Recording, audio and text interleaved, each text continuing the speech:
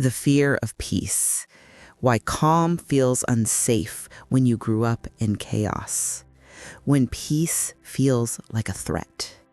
There are people who don't know how to rest, even when everything is finally quiet.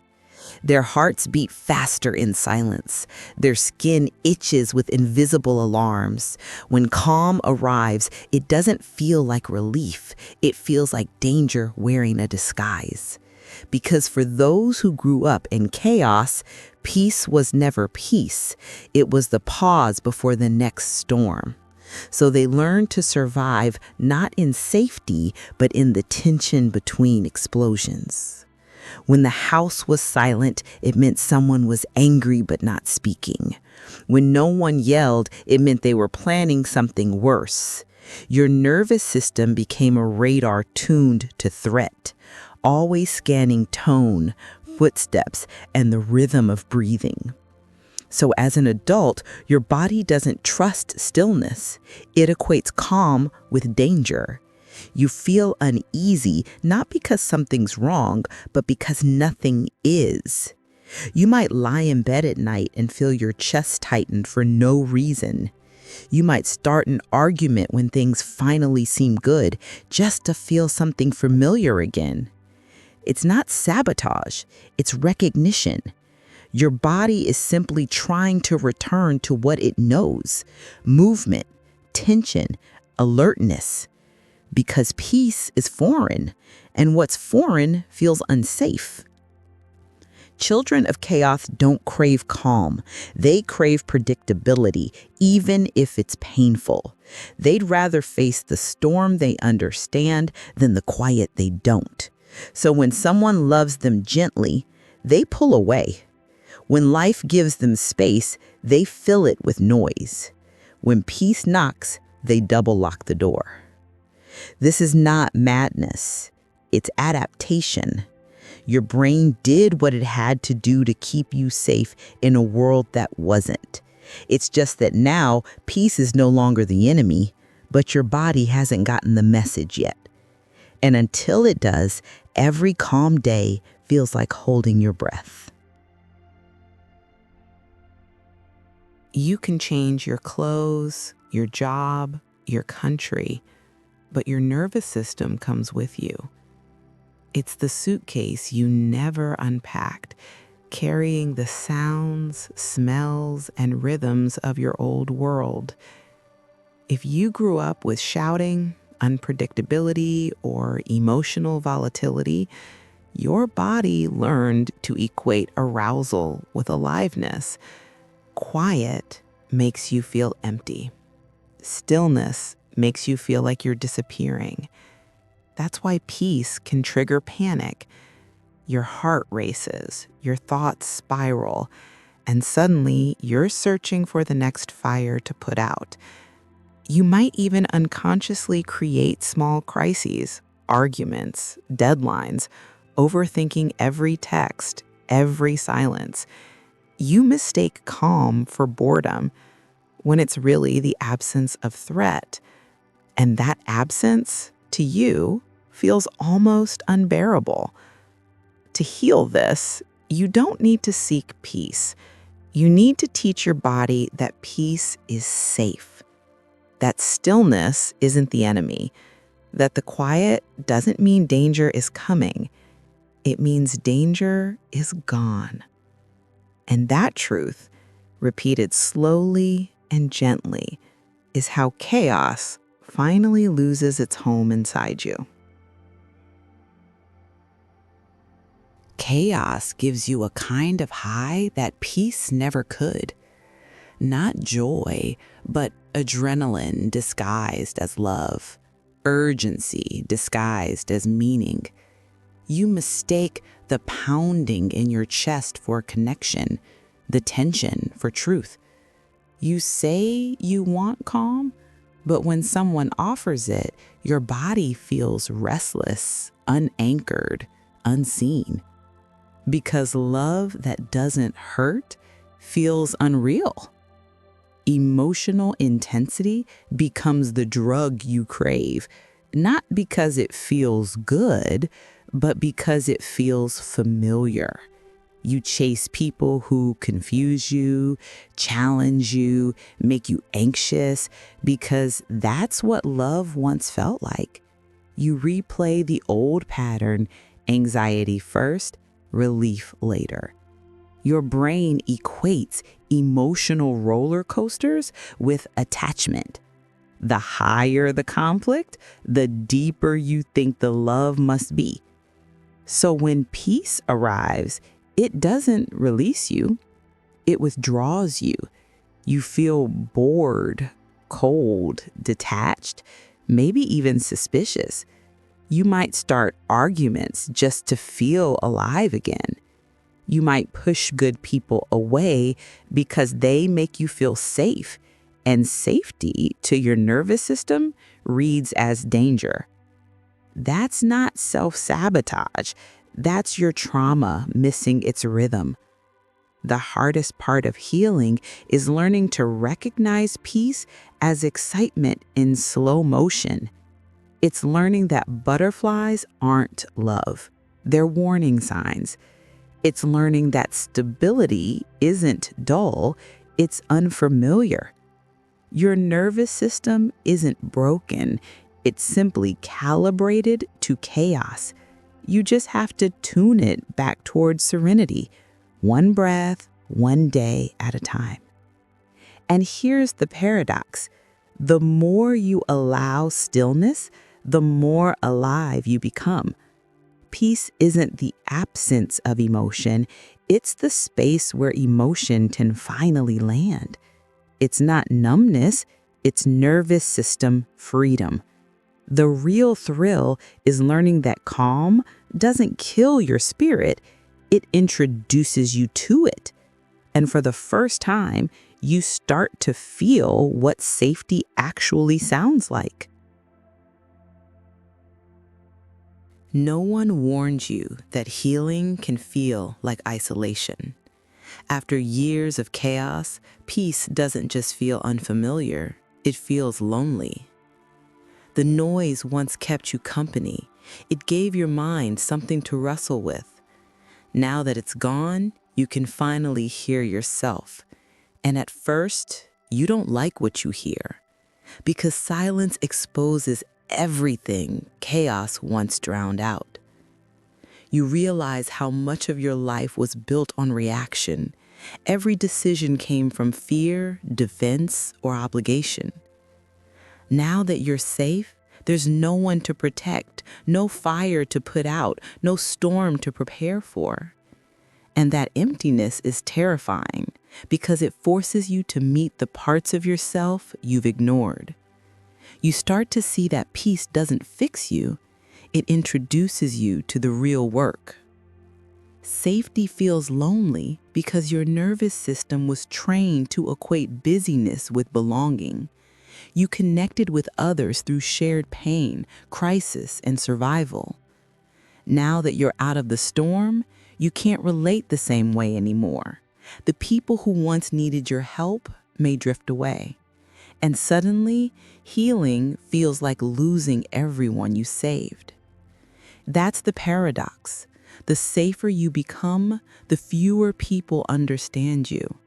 You start craving old chaos not because it was better, but because it was familiar. Peace feels like exile when your sense of self was born in war. And yet this loneliness is sacred. It's the space where you start to belong to yourself. Don't rush to fill the quiet. Let the stillness speak, because the loneliness of safety isn't punishment.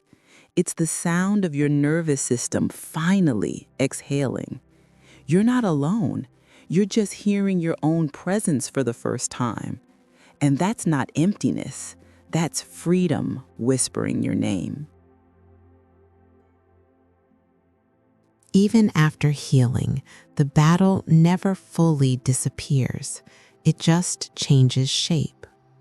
Part of you craves peace, while another part waits for it to betray you. You finally rest, and your mind whispers, "Don't get too comfortable." The calm that others enjoy feels to you like a fragile dream, because somewhere deep inside, a soldier still stands guard. This is the inner war, the instinct to relax colliding with the instinct to survive. You might meditate, breathe, tell yourself you're safe, and yet your body doesn't listen. Because your mind understands safety, but your nervous system doesn't trust it yet. It remembers what came after peace. The door slamming, the shouting, the punishment for letting your guard down. So you stay tense, even in paradise. You don't sabotage peace because you want pain. You sabotage it because you fear its loss.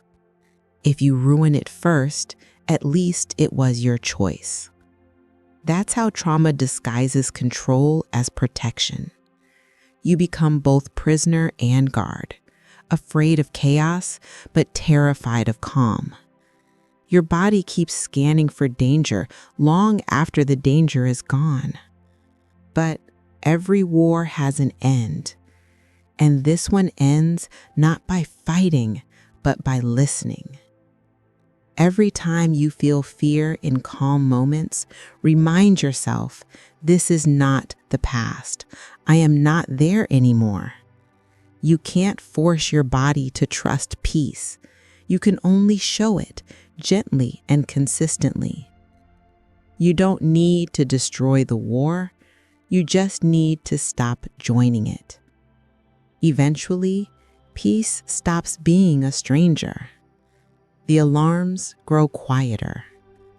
You begin to notice that safety doesn't demand vigilance. It allows rest. And the child inside you, the one who never felt safe, finally unclenches their fists. They look around the silence and whisper, "We made it." Rest is not just closing your eyes, it's closing the war. But for the child who grew up in chaos, rest feels like danger dressed as kindness. Even lying down can awaken ghosts, voices saying, "You're lazy, you're wasting time, you should be doing something." So you stay moving, fixing, thinking, afraid that if you stop, everything will fall apart. You learn to survive through motion, and now motion feels like safety. Rest requires trust. Trust that nothing will collapse when you're still.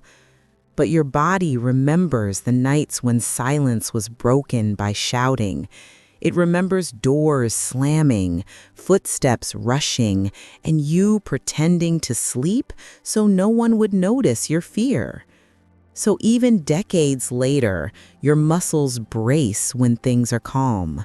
Your body keeps preparing for a threat that no longer exists. Healing means relearning rest the way others relearn speech after trauma. You start small, a slow breath, a quiet room, a few minutes with no agenda. At first, the quiet will scream, the peace will sting. You'll want to grab your phone, distract yourself, find a reason to move. That's okay. It's your body detoxing from chaos. Over time, peace stops feeling like absence and starts feeling like presence. You begin to realize that nothing bad happens when you rest. The world keeps spinning. The people you love survive without you managing them. And that discovery, that you can rest and still be safe, is the most revolutionary act of your life. Because for the first time, your body learns a truth your mind always knew. Stillness doesn't kill you, it heals you. And when that happens, you start sleeping deeper, thinking clearer, breathing slower. You stop carrying your armor into every day. You stop apologizing for being tired. You stop believing that peace must be earned. You start remembering what it feels like to simply be. Healthy love doesn't chase, test, or explode. It stays. But to someone raised in chaos, that kind of love feels wrong. You mistake consistency for boredom, patience for distance, gentleness for weakness. You crave sparks, not warmth, storms, not seasons. Because real love, the calm kind, doesn't give you adrenaline, it gives you silence. And silence, to you, was never love, it was punishment. It was withdrawal. It was someone ignoring you until you begged for attention. So when a person truly loves you, quietly, steadily, it feels uncomfortable. Your body keeps waiting for the twist, the scream, the sudden cold shoulder. And when it doesn't come, you start to create it yourself, because chaos feels like proof that something is real. You pick fights you don't understand. You test people to see if they'll leave. You confuse kindness with lack of passion, because passion, to you, always hurt. But deep down, you're not trying to destroy love. You're trying to verify it. You want to know if peace can survive your fear. This is the tragedy of trauma. You sabotage the very things you've always wanted, because your nervous system equates love with tension, not tenderness.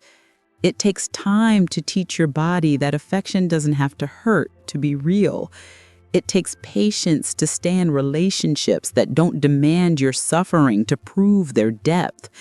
And that patience, not passion, is the new definition of love. The more you allow calm love, the more you realize that stability doesn't kill attraction, it nourishes it. It builds a home inside you where you no longer have to perform to be safe. The right love won't trigger your alarm system, it will reprogram it. And one day, without noticing, you'll wake up next to peace and recognize it as love. That's when healing finally touches your heart, not as fireworks, but as sunrise. Safety is not a switch. It's a language your body must relearn. It speaks in slow breaths, unclenched jaws, and moments where you finally stop apologizing for resting. Healing is not about never being triggered again. It's about recognizing that you're no longer living in the same story. Your body still flinches. Your mind still warns. But your soul whispers, "You can stand down now." That whisper is the beginning of peace. Safety, at first, feels undeserved. You'll look for the catch, for the hidden punishment that always followed calm. You'll mistake contentment for carelessness. But one day, without realizing it, you'll spend a whole afternoon without bracing for impact. You'll breathe, not to survive, but because it feels good. That's how safety grows, not in declarations, but in micro moments. In saying no and not being abandoned. In crying and not being mocked. In resting and realizing the world didn't fall apart. You begin to teach your body that love doesn't require vigilance. It just requires presence. Healing is not linear. It's a spiral of recognition. You'll revisit your old chaos again and again, but each time you'll meet it with more awareness, more calm. Peace stops being something you chase and becomes something you return to. The body that once lived on adrenaline begins to live on breath, and for the first time, stillness starts to feel like safety, not silence. So don't rush your healing. Safety isn't a finish line. It's a relationship you rebuild with yourself. It's the gentle reintroduction of trust into your nervous system. And every quiet day that doesn't scare you anymore is a celebration. Because peace didn't find you. You finally stopped running from it. There will come a day when calm no longer feels suspicious, when laughter doesn't sound like the beginning of conflict, when you rest, not out of exhaustion, but out of joy. You'll stop waiting for the world to collapse because your world now is built differently, not on fear, but on softness, not on chaos, but on choice. Peace doesn't arrive all at once. It settles in quietly, like morning light.